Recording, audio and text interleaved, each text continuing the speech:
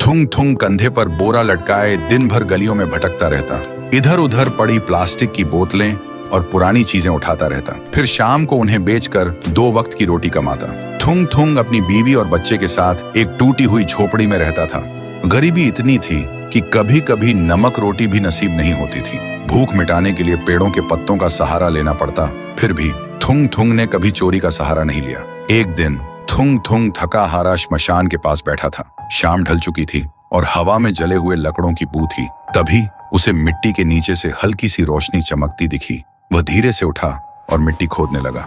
कुछ ही देर में उसे जमीन के अंदर से एक पुराना सा लोहे का घंटी वाला दिया मिला। जैसे ही उसने उसे उठाया, एक भारी आवाज गूंजी, जो भी इस दिए को जगाएगा उसकी हर इच्छा पूरी होगी, लेकिन बदले में उसकी सबसे प्यारी चीज चली जाएगी। थुंग थुंग का दिल जोर जोर से धड़कने लगा। वह मन ही मन सोचने लगा, सबसे प्यारी चीज मतलब क्या? वह घर लौटा और बीवी को सब बताया। बीवी ने ध्यान से सुना।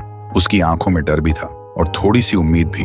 फिर बोली, 3 दिन से बच्चा भूखा है, क्यों ना पहले खाना मांग ले। थुंग थुंग ने कांपते हाथों से दिया जलाया और धीरे से बोला, हे दिए, मेरे भूखे बच्चे के लिए अनाज दे दो, बस पेट भर खाना दे दो। अचानक पूरी झोपड़ी अनाज और रोटियों से भर गई।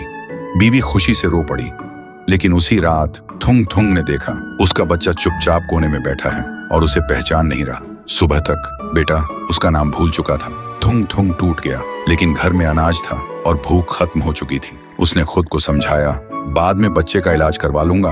फिर उसने सोचा, एक और बार इस्तेमाल कर लेता हूँ। इस बार उसने मांगा, हे दिए, पक्का मकान और दुकान दे दो। पलक झपकते ही टूटी झोपड़ी की जगह एक सुंदर पक्का घर बन गया और बगल में भरी हुई दुकान खड़ी थी। थुंग थुंग खुशी से बीवी के पास दौड़ा, लेकिन उसने देखा उसकी बीवी पत्थर की मूर्ति बन चुकी थी। थुंग थुंग चीखता रहा, रोता रहा और कोने में रखा वह दिया हंसता रहा, क्योंकि शर्त वही थी, हर बार सबसे प्यारी चीज खोना। अब थुंग थुंग के पास बड़ा घर था, पर वह पूरी तरह अकेला पड़ गया था। वह रोते हुए पत्थर बनी बीवी को गले लगाकर बोला, मुझे ये अमीरी जिंदगी नहीं चाहिए। मेरी बीवी और बच्चे को पहले जैसा कर दे, भले ही हम भूखे रहें। दिए की हंसी अचानक रुक गई। एक तेज रोशनी हुई। जब रोशनी हटी, न पक्का घर था न अनाज का ढेर। फिर वही पुरानी टूटी हुई झोपड़ी थी, लेकिन सामने उसका बच्चा खेल रहा था और बीवी मुस्कुरा रही थी। थुंग थुंग ने सुकून की सांस ली और उस मनहूस दिए को वापस श्मशान ले जाकर मिट्टी में हमेशा हमेशा के लिए दफना दिया।